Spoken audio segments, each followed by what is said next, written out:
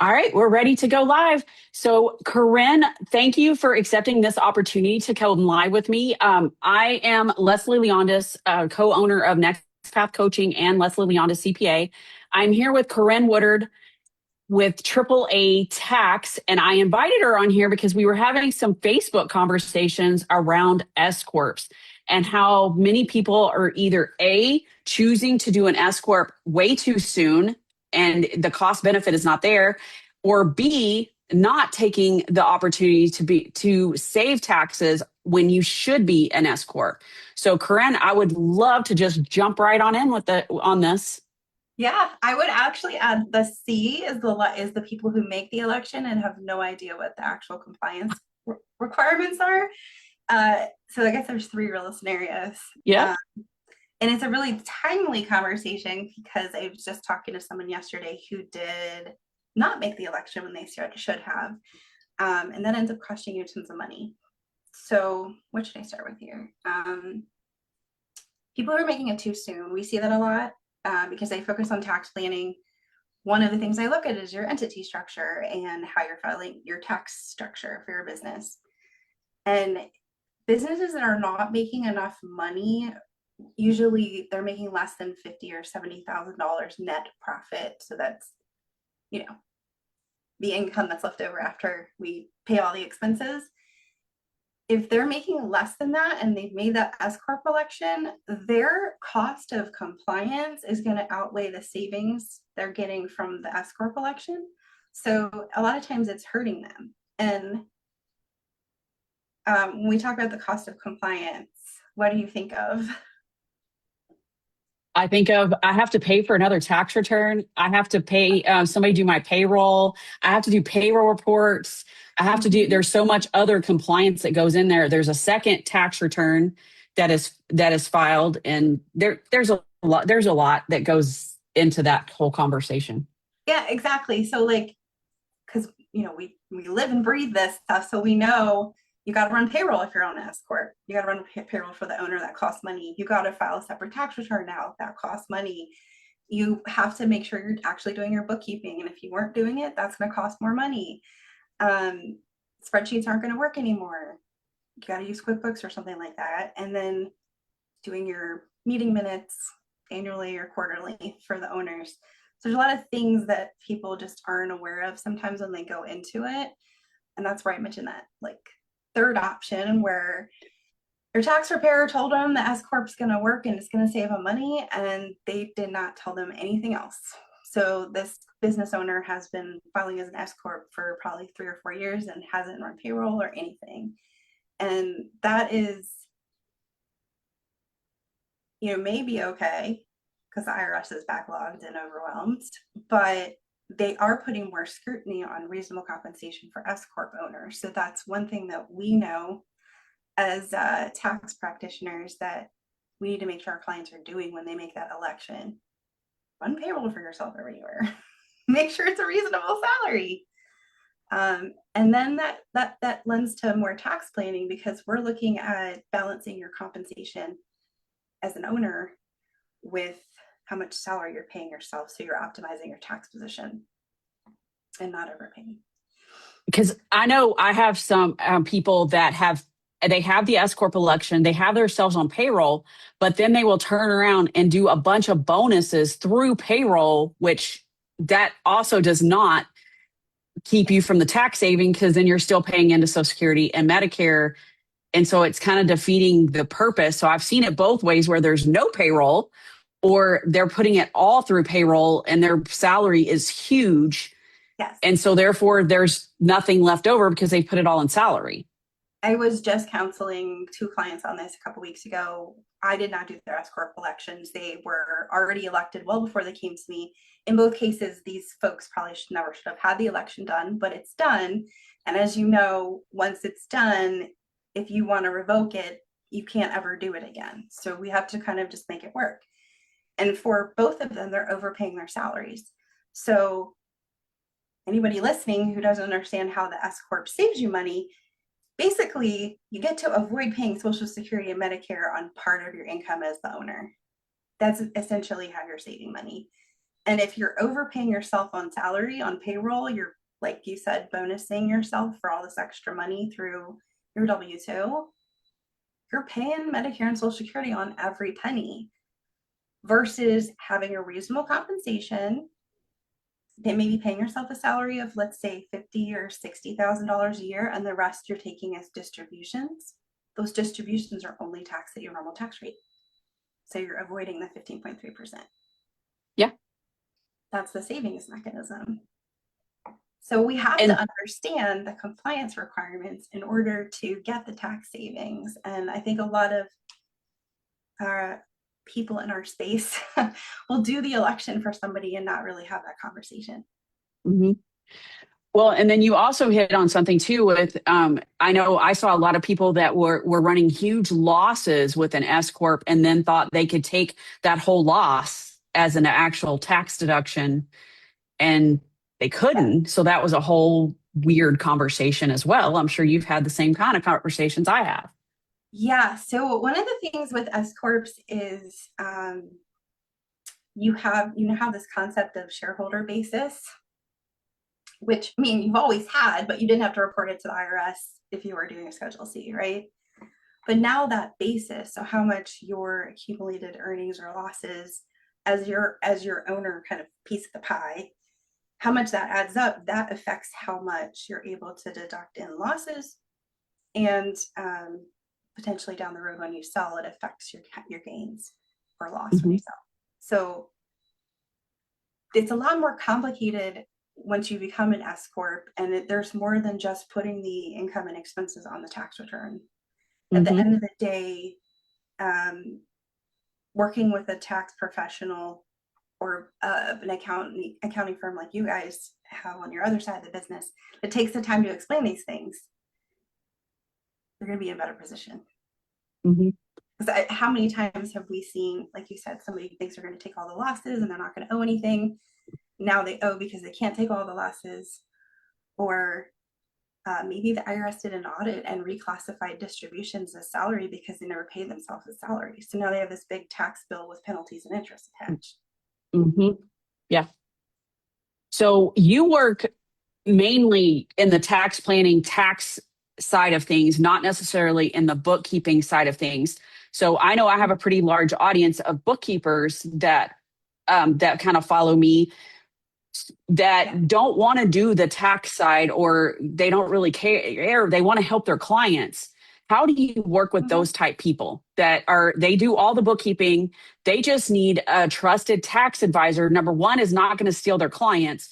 And number two, that's going to help their clients save money in taxes as well, where they could add, where it's like a benefit to work together. Because as you and I both know, community makes everything better. So how do you work with those type people? I didn't mean to laugh at that. It's just, to me, the idea of stealing someone's clients is so foreign, because I prefer actually to work with a professional bookkeeper who needs tax advice for their clients, because you already know what's going on with your clients' books. Full service bookkeeping isn't even something I offer in my firm. We do like minimum compliance bookkeeping, basically, if we do it at all. I want to work with somebody who already knows the client, because that helps me create a better tax plan. You get to tell me if something I'm recommending to your client isn't going to work for them, because you know more about them and their daily operations than I would.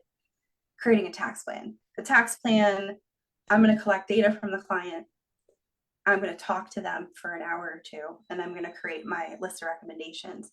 And if I'm working with the bookkeeper and or the financial planner, we'll also have a conversation with them to make sure that what we're recommending isn't going to mess anything up that's already in place. Yeah. And that, I think, it creates the best outcome for the client and for us, because we were able to make a more personalized recommendation to that client and make it a better outcome. So let me ask you, in this scenario, I'm kind of throwing this one at you right now.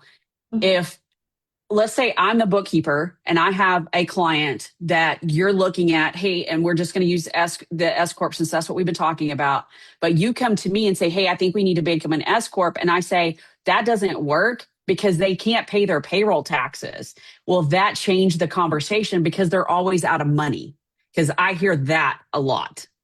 That will change the conversation because now we have to either figure out how to manage, how they're going to manage their cash flow better, or come up with some other solution that's going to give them the tax savings. Maybe they're wanting the tax savings to create more cash flow for something. So Mm-hmm. there just ends up being a lot of different considerations. And I do run into, when I work with personal injury attorneys and people in that space, their cash flow can be like this because they're waiting for a settlement. They've been working on a case for a couple of years and they're waiting for that settlement to hit before they get paid. So in those cases, a lot of time an S corp election is hard because they're going to have the cash one year and then the next year they might not be able to pay the owner's salary. So it becomes a bigger conversation about managing your bank balance and not running your cash balance down to zero in the years that are not as good. Mm-hmm. Well, and we were talking about before we came on live, we were also talking about the same situation in real estate too, because you see that a lot in the real estate space. Because when the housing market's great or commercial real estate's great, everything's great. But then when it's not, and then you have that S corp election, it could also run into a problem as well. And then Mm-hmm. also, you and I both work in the accounting space, and we see accountants that fall in the same category because they're too busy servicing their clients in the same situation and not making tax elections. Because if, especially, it's nothing against bookkeepers, but a lot of times, I came up in the bookkeeping world. That's how I actually learned. And I had to learn the tax side to see, and I'll use my mom as an example. She didn't know. She should have made an S corp election a long time ago, but never did. But having somebody like Corrin that can say, hey, this is what you need to do, which is exactly what I did with my mom. I'm like, why haven't you done this? And she had never even thought about it. And she was still a Schedule C and should have not been a Schedule C. Yeah, the S corp election, I mean, we've probably heard about it on social media and there's a lot of hype around it. It's a very powerful tax planning tool. But as I was explaining to one of my newer tax planning clients yesterday, it is actually a door to other tax planning opportunities as well. Because once we do that S corp election, then we have opportunities to do things like accountable plan, which is another way to shift money out of the business, kind of tax free to the owner, and a multitude of other things. So it starts with that, what might sound like a easy strategy. Let's do this election and change the way you're taxed. But it has a tail on it where we have additional things that we can do. Like in the state of Maryland, where I am, we have a pass-through entity election. So we can actually let the business pay the state tax on behalf of the owner. The business gets to deduct that tax. And now the owner doesn't have to pay state estimated taxes usually. So that's like a hidden benefit, but you have to be an S corp to do that. Or I guess you could do it as a partnership. Yeah. Most of the time we're doing it for S corps. And I know I've had people, and back to what you were talking about earlier with entity selection, that sometimes they're in the wrong entity. And since you brought up partnerships, they're in a partnership type entity, but that's really not what they should be in. And then when you're dealing with multiple people in business, that's why you really have to look at the entity selection as well. Do you help with that? Yes, it's one of the, like when we do a tax plan, we're looking at the entity as like one of the primary focuses of that assessment. I have recommended many clients move from partner to S corp for a multitude of reasons. It doesn't always save money. Sometimes it's an ease of operations because the owners want to be on a payroll situation, and under a partnership, you shouldn't be doing that. So sometimes it's more about ease of operations for the owners than actual tax savings. But at the end of the day, most tax plans will save a client money, and making an S corp election will save you money at some point down the road, Mhm. even if you're just Yeah. converting from a partnership. Yeah. Is there any final thoughts because I know you added that C on there, so I could tell Yeah. you deal with that C a lot. Yeah. Any final thoughts before we close this out? And then I will drop all of Corinne's information in the comments below. Thanks, Leslie. I think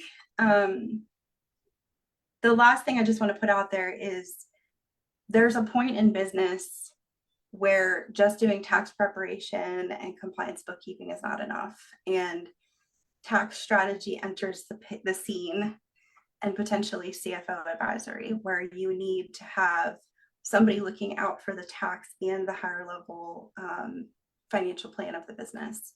So I guess that's all I want to say is you need to know at some point in your business ownership journey that just going and get your taxes done once a year is not going to be enough. You're going to end up overpaying. You may end up being talked into things that you don't fully understand, and then find out later that you're not compliant, like some of these S Corp owners that didn't realize they were supposed to be running payroll this whole time. Mm-hmm. And I know, to kind of add on to that, I've had some clients that were on an S Corp election, and they were put on an S Corp election, but then with no payroll whatsoever. And they didn't have a clue that they were supposed to be on payroll, because it was just like because a lot of times what they heard is you do this to save on taxes, but then they don't hear the part, but you need to put yourself on payroll and what the implication of that actually is. Yes. And so what do you say to those people that have not, because we're working in 2025 right now, tax returns.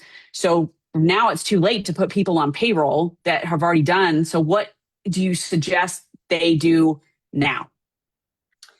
So if you already are an S Corp and you're not running payroll, or you haven't been doing the compliance, you've already got a red flag on your account with the IRS. So the IRS looks at that stuff.